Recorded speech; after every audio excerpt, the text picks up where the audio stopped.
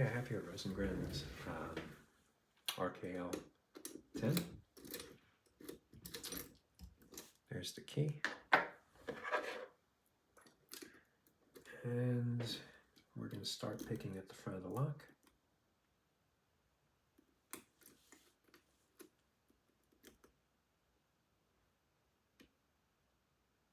There's disc 1, I believe. Disc 2. Disc 3. I'm going to push those as far as I can on the top of the keyway. Pick them up on the bottom of the keyway. There's 3, there's 2, there's 1. So hopefully I should have taken the first 3 discs and turned them all the way. Now I'm going to retract them. So right there is, they're now at the beginning of the bottom of the keyway. And I'm going to take 2 and 3, which I know to be 0 cuts, and take them all the way back. So it's 3.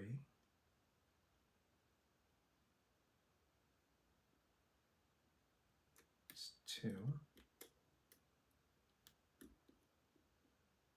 Now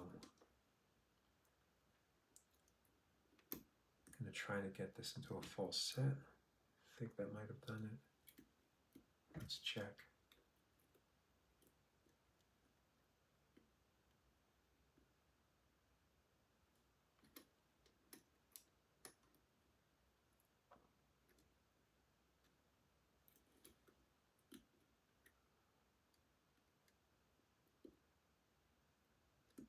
Yes. So I'm in a false set. None of the first 3 discs are binding. That's expected for 2 and 3 because I know there's 0 cuts and I've set them all the way, so they're in true gates. 1, don't know where the true gate is, but it's in a gate, and since it's not binding, we're going to leave it alone for now. I'm going to go back to the other discs. Okay, 4 is binding hard. So I'm going to tap 4, retract the sidebar, got some movement. Now I'm only going back a little bit, so I'm kind of stuck in between gates on 4. What I'm going to do is set 3 and 2 again, because every time I do that, I retract my 0 cuts. Okay, so 2 and 3 are set again, and then let's rock the sidebar, and we're back in a full set. We've gotten 4 into the next position. Testing. 1, 2, and 3 are not binding. 4, 5.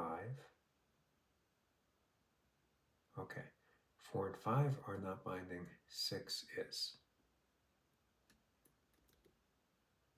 So I want to move 6.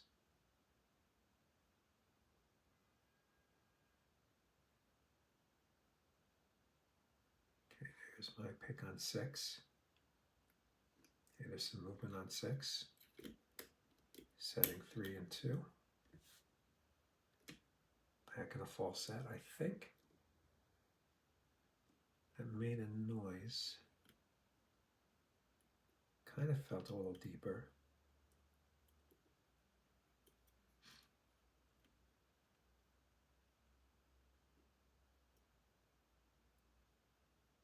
Okay, I'll take it.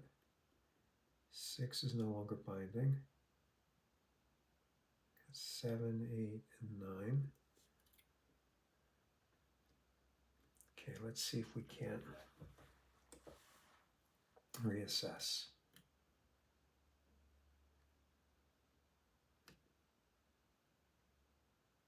1, 2, and 3 are not binding.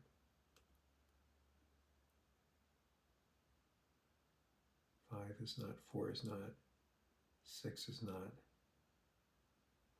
Okay, 7 I think is binding. 8 is certainly binding. Not sure about 9. So let's see, 7 or 8 next.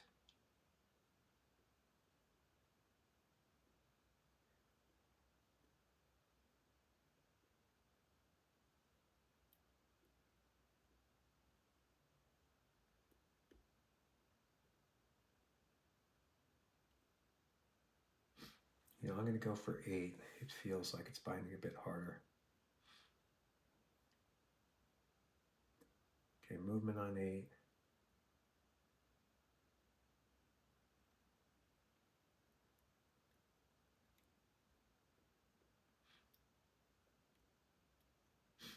Okay, I moved 8 a little bit.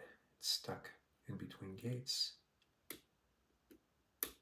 Setting 3 and 2. Okay, I think I'm back in A gate.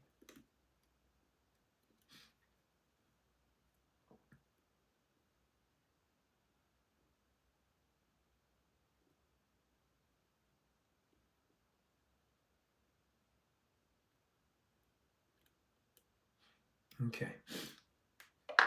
Now, I moved 8 more than one step.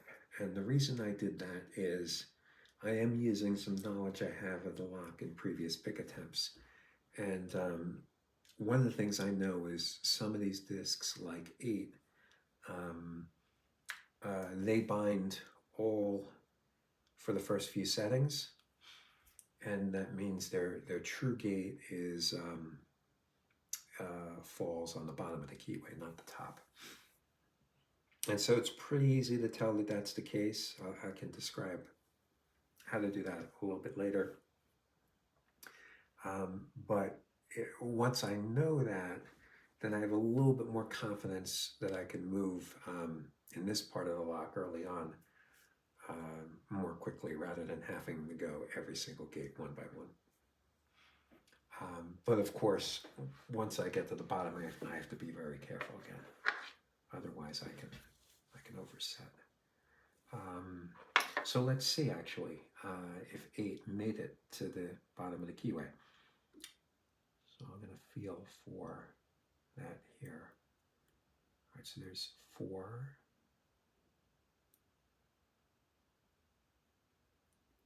4, 5, 6, 7, 8, and 9. I don't think I'm there yet. Let me make sure.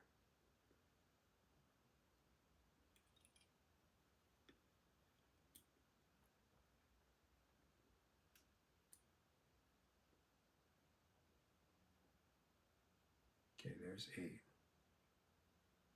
And I'm not 8. Oh, hold on. No, I slipped.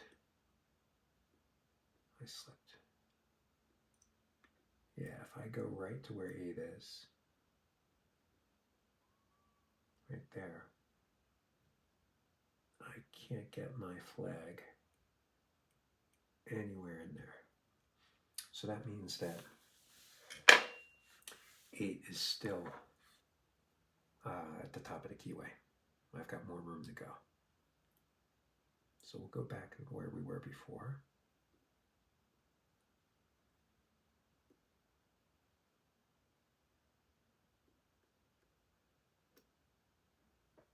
Not too far in there. That's 9. That's 7, so this must be 8. Okay, there we are. It also feels like it's binding. Okay, so I'm going to be very careful here. Very easy to send this a few gates past where I want it to be. Now I'm going to be much more gentle.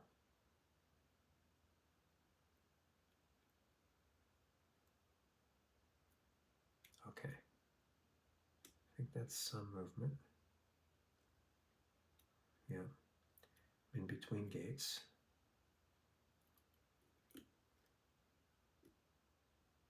set 2 and 3. Let's see if we can. No.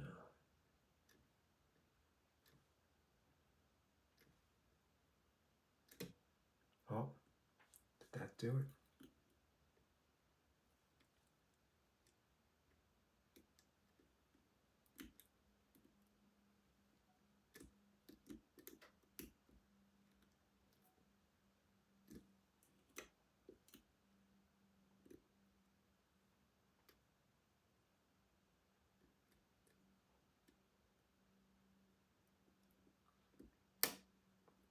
I don't think so.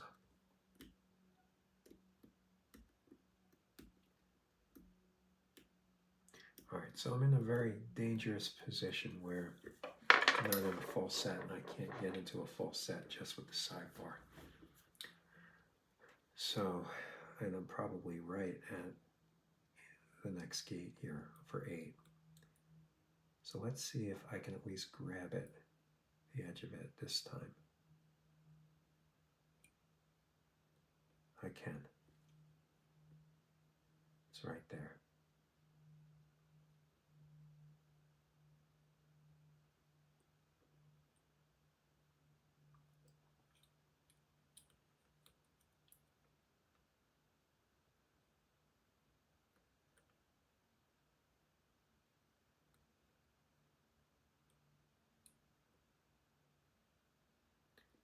So very close.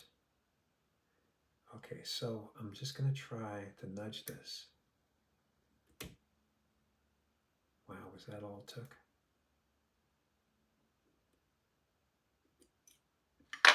Let's see.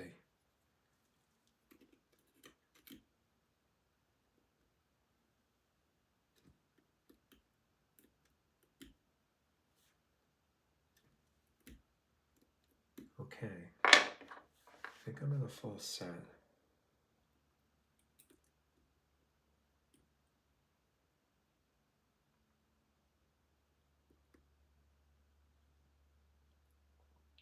I think 8's in good position right now.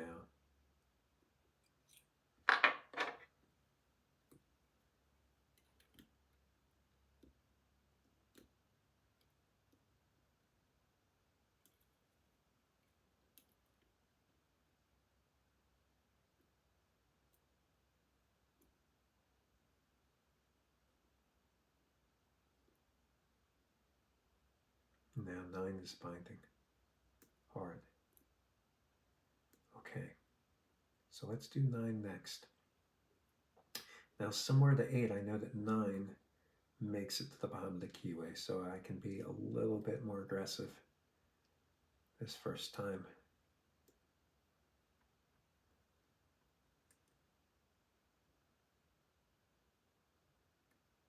I really don't want to overdo it.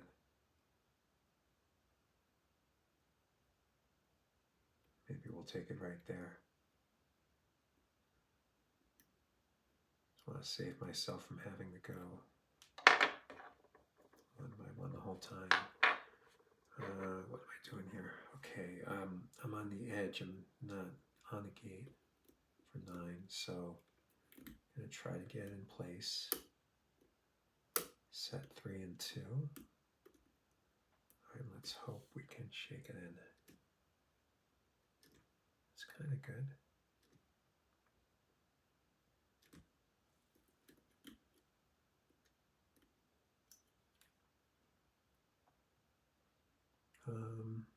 Let me do what I did before, see if I made it to the other side. Okay, so there's 8. That's 9. I do not feel 9 coming through. It's still in the upper part of the keyway. Okay, so I've got more to go in 9. And, but it felt like I'm in a full set. I'm not entirely convinced, which means, not sure if 9's binding. Let's see. should be able to tell.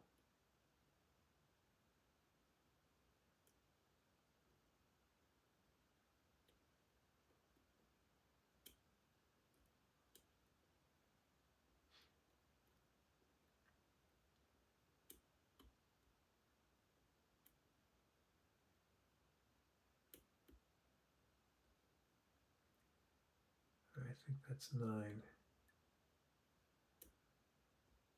Actually, it does feel like it's binding. Okay, I want to be very gentle here. Let's go a little bit.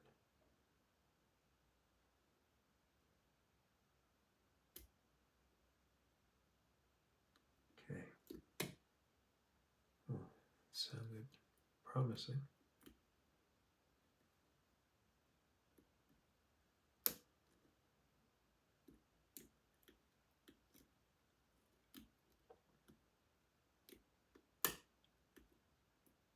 Setting 3 and 2 again.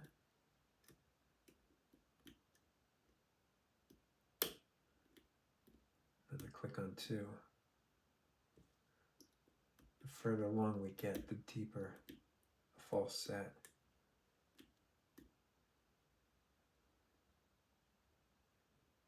So the more attention we have to pay to these guys in the front.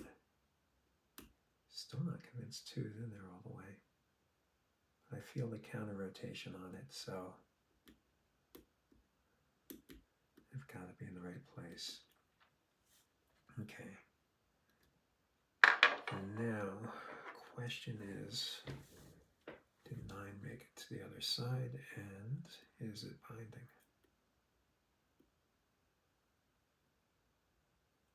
Okay, there's 8. Okay, 9 is definitely on the other side.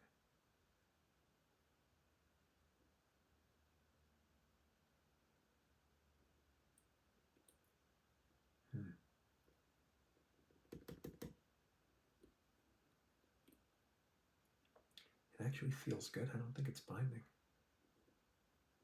So, I'm just going to leave it alone. Yeah. All right, so 8 and 9 aren't binding. 1, 2, and 3 aren't either. 5 and 7. Okay, I'm going to take a little bit of a break.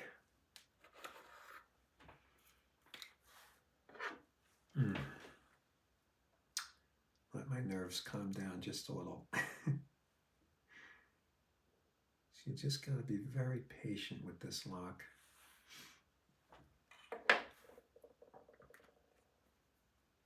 Just go one gate by one gate. They actually don't even look like typical disc detainer discs. They look like gears because they're basically false gates at every possible position.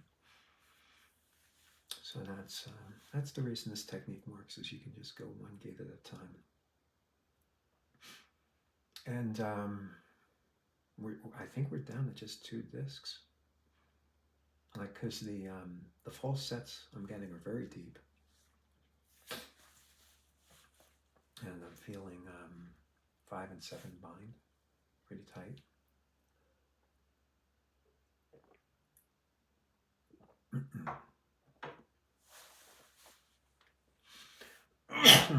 Excuse me.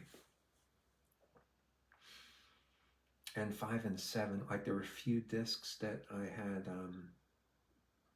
knowledge that they go past the upper part of the keyway, and that saved a little bit of time.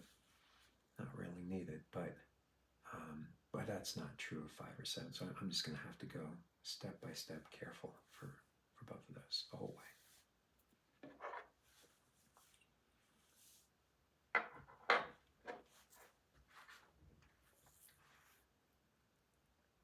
Actually, is that true? No.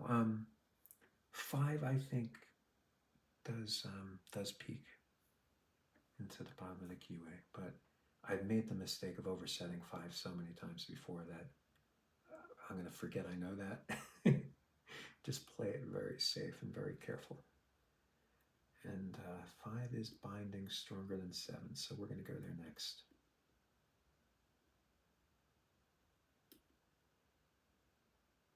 Okay.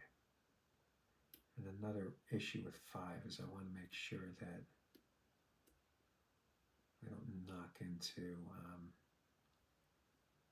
4 or 6, because they're very happy right now. It's 5. Okay, we got some movement on 5.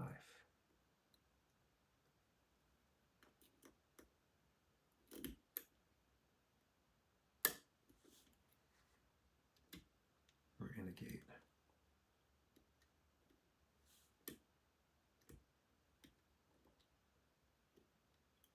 1, 2, and 3 are not binding.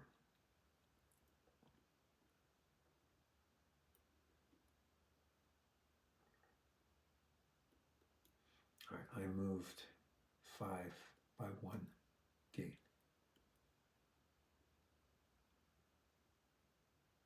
And it is binding hard. All right, so this is a challenge because 4, 5, and 6 are literally all at the same position right now. And 5 is binding, 4 and 6 are not. But I need to get my pick right on 5 without touching the other 2. So I'm going to take some time to really line this up. I can feel the boundary between 4 and 5 right there. I'm going to go over it. Okay, that's the boundary between 5 or 6. I'm going to pull back a little. Right there.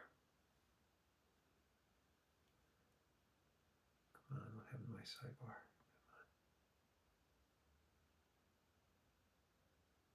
Okay, movement. I'm not going to push it. One at a time.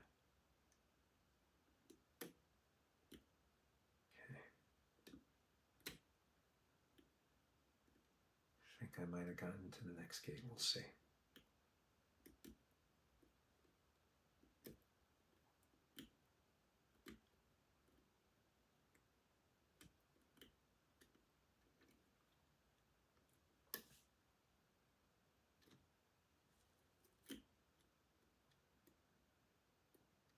Yep, 1, 2, and 3 not binding.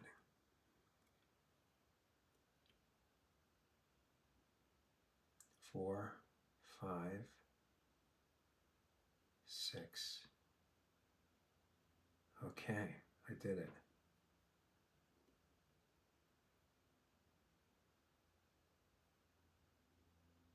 Meaning I did not hit 4 or 6. 5 is binding.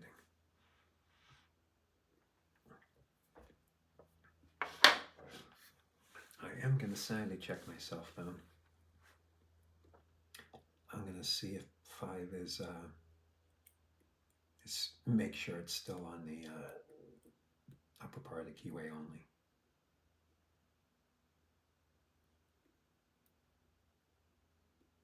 So there's 4.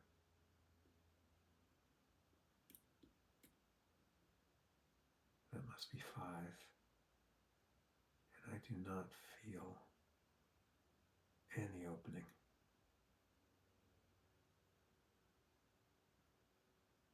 No. Okay. That just confirms if 5 is binding hard, that it needs to go one more step again. Whew. Okay.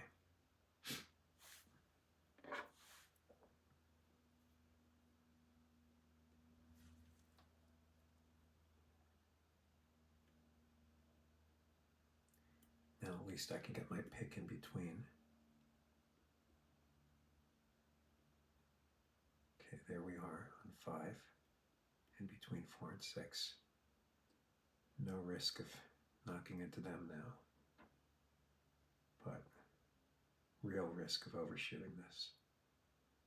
Very light, very slow.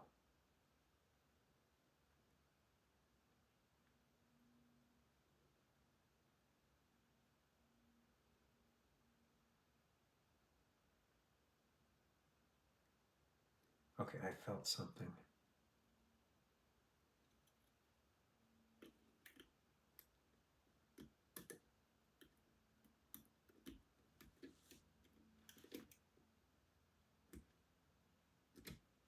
Okay.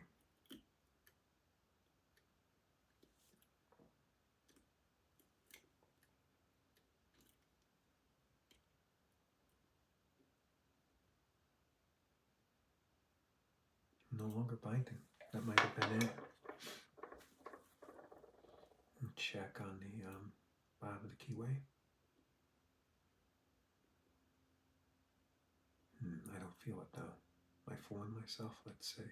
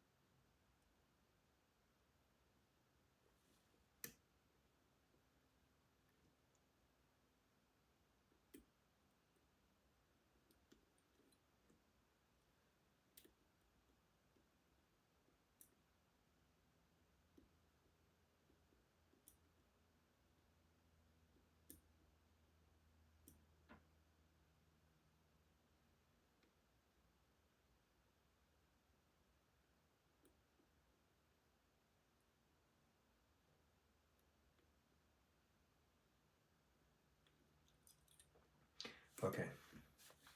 I can feel the edge of 5, but I need to rotate the core back a little bit to be able to reach it.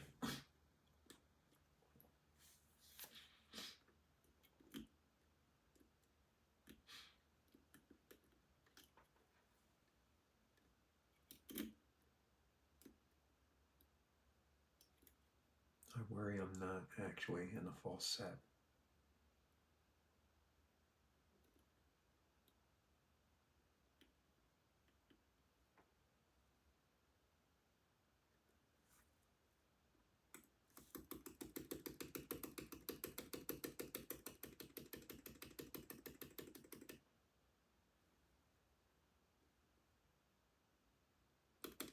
Yeah.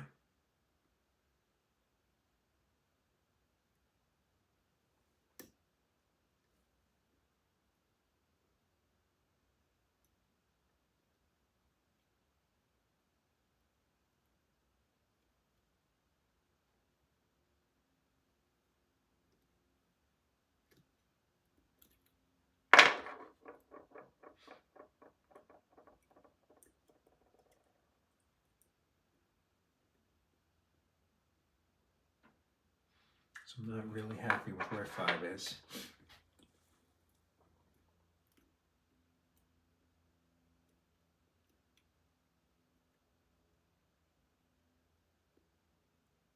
Seven's binding super hard, so I think the right thing to do is to advance 7, and then we'll see if we can get back to 5. All right, so let's do that.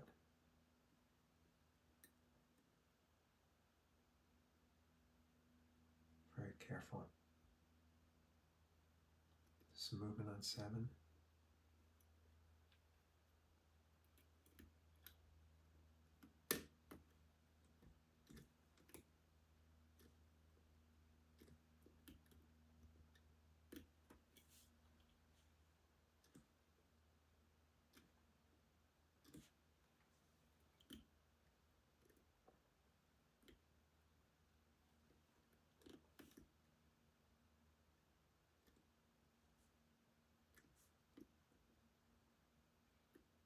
Make sure 2 and 3 are set.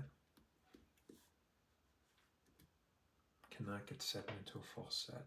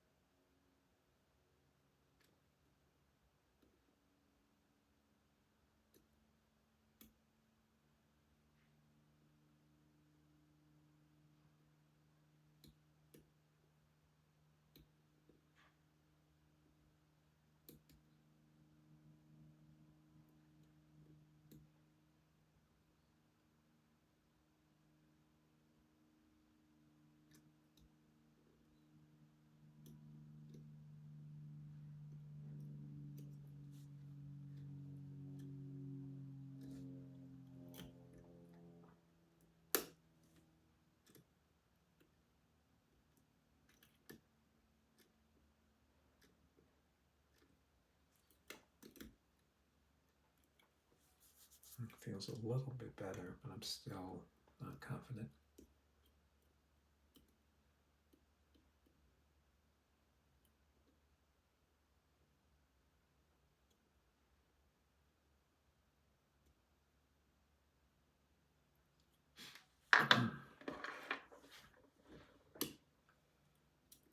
See where 5 is.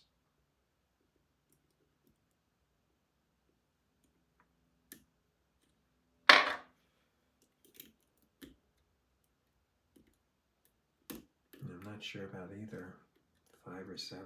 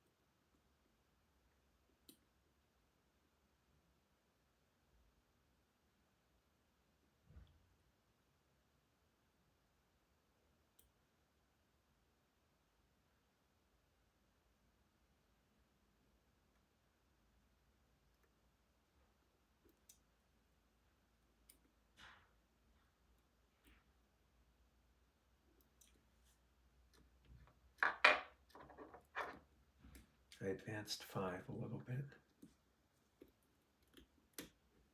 Oh my. Woo, we are open. What a journey. So I think 5 was the hold up all that time. And so I did manage to set 7 while 5 was in a was not in a great place, but I was able to then go back to 5 and get it without oversetting. Wow, what a journey. Well, we're going to gut this lock, and that's going to be a journey in and of itself. There are a lot of moving parts to this lock. Let me explain, just check the video real quick. Ooh, that is already a long video. Whoa. I'm going to try to, when I disassemble the lock, explain some of the core techniques I use, because there was a key part where when I'm in a false set, I'm able to tell exactly what discs are binding and which ones are not. And I use that constantly. And then the other thing I did is, in order to just be as precise as possible to advance those discs one gate at a time, I was releasing the sidebar, allowing that disc to move just one gate forward. And then I had a technique to get back into a false set as reliably as I could. Because that's when it's most dangerous. If you're not in a false set and you're trying to get there, you need to be very clear about which discs are giving you the problems, because you can knock into any disc accidentally and send it over. And once you overset, it's you can't really recover besides using the idler to rotate back. So that's what I hope to explain when gutting. I think one other thing I need to address, though, is I used 2 bits of information here to make this a little bit quicker than when I started with the lock. And one is you can tell I noted a few of the discs, like 8 and 9, advanced past the top of the keyway, so I didn't have to be as careful with them. And that's not really that big a deal. You can figure that out just by working with this lock. As soon as basically you rule out all the first few simple steps for a disc, you can easily tell if it's past the upper part of the keyway at that point. And then next time around when you pick the lock, you just know that you have to at least turn it that far. So that's not as big a deal. What is a big deal though is I knew at the onset that discs 2 and 3 are zero cut. And that was essential because those were the ones that I started off setting them, and then I always used the tensioner to get them out of the gate, which forced the sidebar up, and yeah, I was use all the techniques that way, the rocking and whatnot. So you might wonder, how do you figure out which are the zero cuts, right? Well, it's pretty simple actually. Let me just, you can see, hopefully in the camera there, you can see that this is all the way retracted, right? Yeah, clearly we picked the lock. So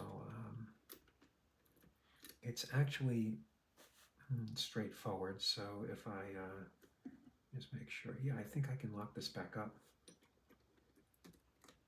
And let's say, for example, that we're starting with this lock fresh and we don't know what the zero cuts are. Just, you want to go through my process of elimination. So here, I'll use the long side of this tensioner to grab the first couple discs. I don't know, maybe the first 4, the first 5, 3. Yeah, maybe I'll grab a little bit more, go a little bit deeper.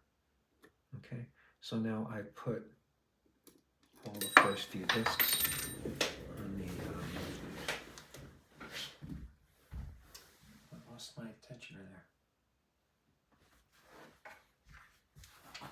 Here it is on the floor. Okay, so I put the first few discs in the far position. Can feather the sidebar a little. And now when I test, I can tell 3 are not binding, but when I get to 1 is binding hard. Just like that. So I'm not even really in a true full set, but because I set 1 all the way to its full position, and because 1 is binding hard, I know it can't be a true gate. So I just ruled 1 out as a zero cut. And so you can do that systematically, basically. Try each of the discs, set it all the way, get the lock into any false set, and test. And as soon as you see 1 that's binding, you know it's can't be a zero cut. And by process of elimination, you get down to, my case, 2 and 3. All right, enough babbling. Let's get this lock. So I'll do focus here and zoom out a little. Okay, let's put this lock on the table. Out of the vise.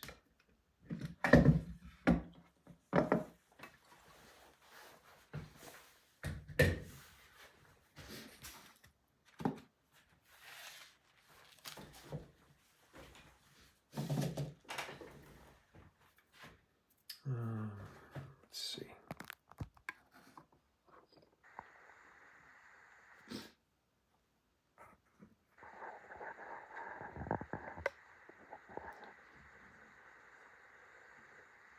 A little difficult to adjust things here. Let me go freehand for a moment here. Zooming out.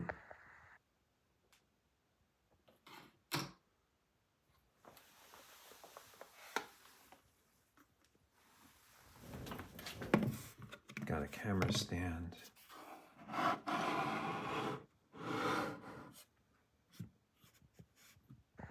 Okay, that's not too bad actually.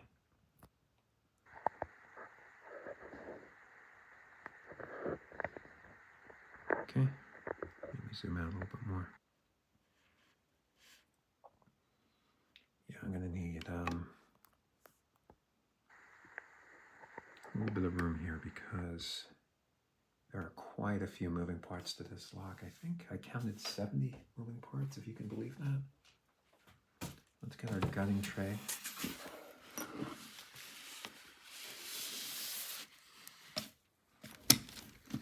All right.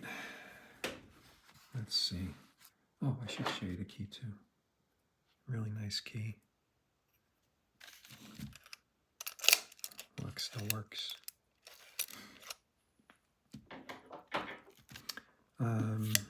Let's try to do this a little systematically. So take the front plate off first.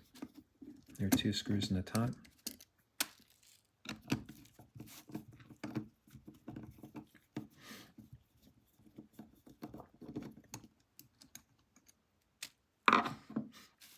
All right, and there's a really, you can see actually how complicated this is. Let me just show you the cover here, front cover. Here we go. All the pieces in the lock. So let's see, you can see we're in the locked up position. There's the sidebar right there. And you can see how these gears, there are 2 stacks of gears. These are the, well, this is a driver gear. But the code gears are in this side, and the sidebar then sticks in here, and then when you actually turn the lock, sidebar moves all the way down in this arc. And then these are the gears that you, the discs that you manipulate with the pick. So if we get the curtain out of here, it'll be a little more obvious. Show you that the curtain's fully intact. Okay, and by the way, this is what I meant with the top and the bottom of the curtain. It's hard to see here because this is the top gear, and so this gear, and there's a similar one all the way in the bottom, move in sync with the curtain, and then drive these driver gears, and you can see they move all the way, and when they reach the end, this piece here helps push the sidebar in through that curve, and that's where you get, when I was rocking and I was trying to get the sidebar to kind of line things up and get it back into gates, that's what was happening through that that pushing action. And so I don't know if I want to take this off just yet, but yeah, actually I'll put it right back. But here, if I take this top gear off, you can see those are the actual discs that I was manipulating. And so when I'm talking, when you start out, the the curtains may be aligned this way, and you can start by grabbing any of the discs on the top of the keyway. But once you get it just a little bit of the ways, they're no longer, I mean, I guess you can kind of like curve around and push them a little bit further, but then they become accessible on the bottom of the keyway here, and you can push them the rest away from the bottom. So that's what I was doing, alternating between those different sides. Oh, and the reason one of the reasons this is so complicated is the lock is rekeyable. And so by turning this little piece, you can actually, you see there's a little bit of movement here allowed. This entire left half shifts, pulling these 2 sets of gears away from each other, allowing you to find a new combination to interleave and connect them. And that's how the keying process works. So a lot going on here, just an incredibly complex, well-engineered lock. I don't know if I can put this exactly the way it came. Yeah, that's exactly where it was. Okay, the reason I'm doing that is it's actually easier to see what's going on from the other side, but I took this out, so this is now a flat surface. And I can turn the lock upside down. And we'll take the back plate off. 2 more screws here. By the way, this is how you access the rekeying mechanism from the back of the lock. It turns that black thing and separates the 2 sets of gears. So the back plate, as you can see, this is a real Rosengrens RKL-10. There's the bolt. Okay. And I like doing this because I can then just take this case off pretty cleanly. Here's the case.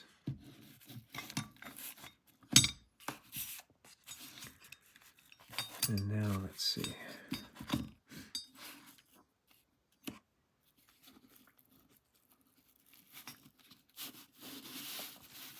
I think we'll start by taking the rekeying mechanism off.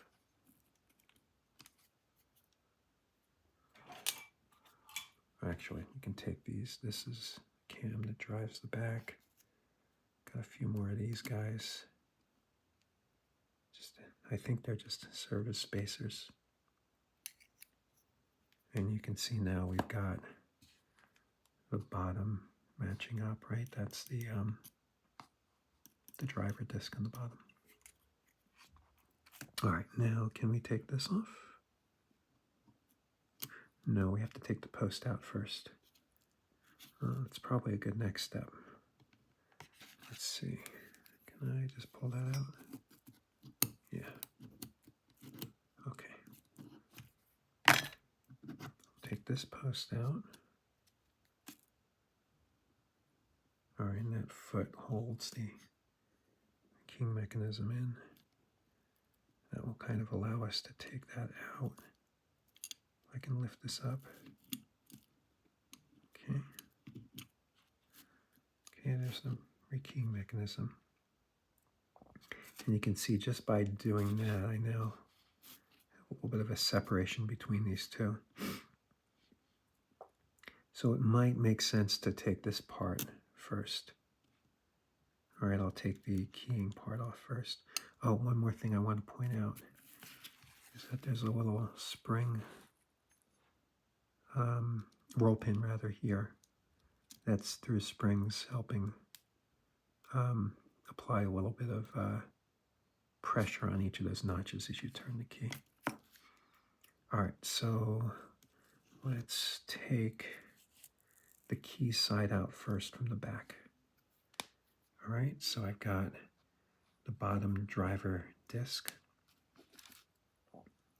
And then these are just going to come out one by one, like this. And I'll stack them on top. And you can see this,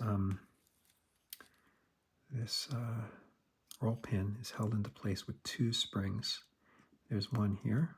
It's properly positioned, and the spring is actually anchored on this post here.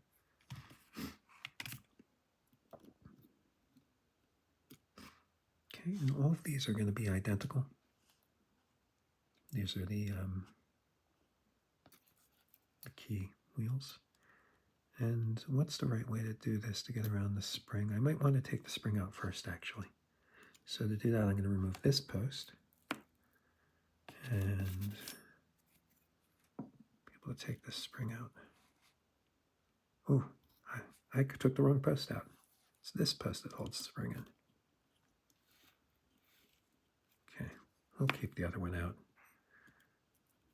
But here's one of the two springs. And we might as well take the roll pin out while we're at it. And then, okay, a few more plates.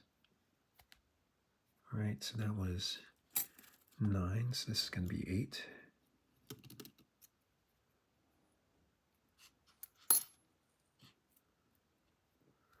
Another plate. It's going to be 7.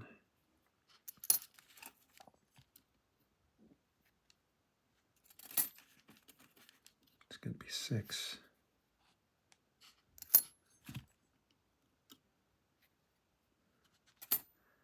5.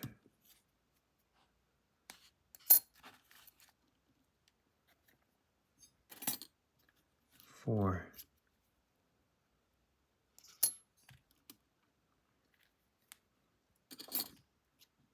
3.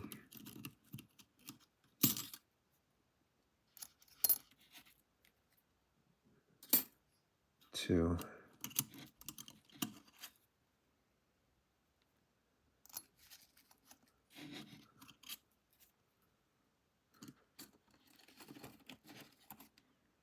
1. Okay, and as promised, there's the other spring.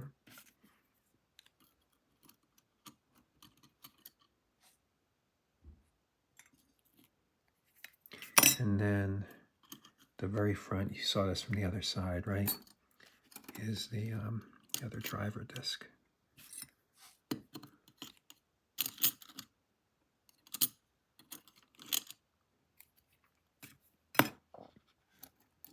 Okay.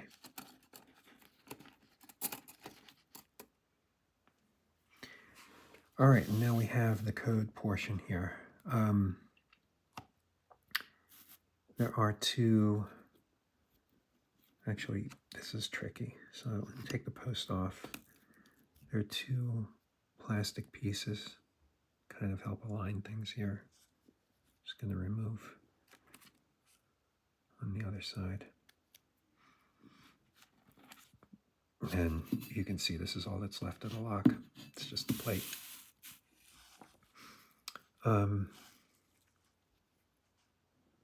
So in order, we're obviously going to want to take a close look at the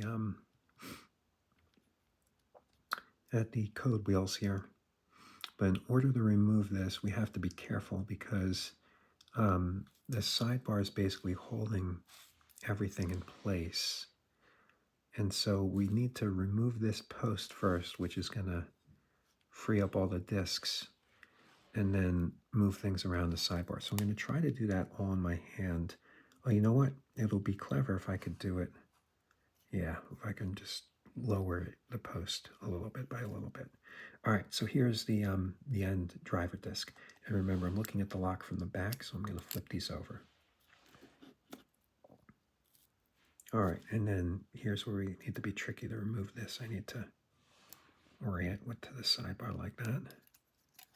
Okay, so here's the back plate. All right, here's our first look at a code wheel. And you can see there are indeed false gates everywhere. This is number 9. That's obviously the true gate there. And pretty much in every direction on both sides. I don't know if you can probably see if you look real close here. Let me just try to point something out. There are kind of things that look like more generic gears, but then starting right here. So 1, 2, 3, 4, 5, 6, 7. Did I get that right? Yeah, 7 false gates on this side. And that's the near side, right? So it's okay. And then if you overshoot, 2 more. 9 false gates in every wheel. Wild. All right. So let's keep on going. Oh, okay. So this one fell out in the bottom. This is our first driver wheel. So I'll put that over to the side. Actually, can I take the fence out? Sidebar? Not quite yet. All right, that's fine. We'll just go one at a time. Here's a plate. All right, so that was 9. This is going to be 8. See, they're all the same. I have seen pictures of other models of RKL-10s where the false gates were shaped a little bit differently. So it seems like they played with that a little bit. Okay, it's going to be 7.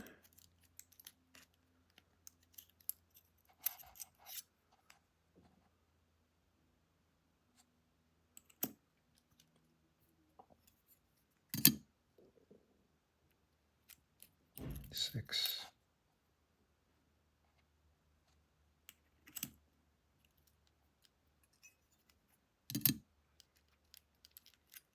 5.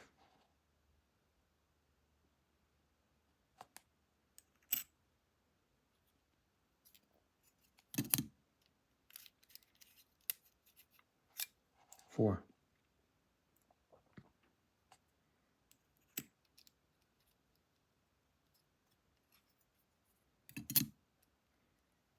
3.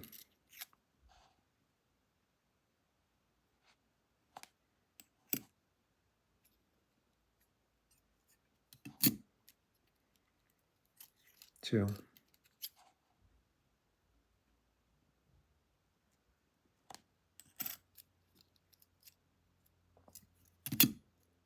1.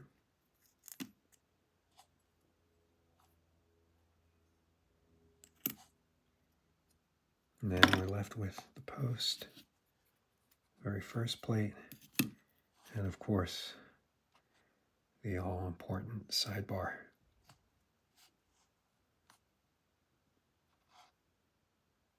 Nothing really special to this guy,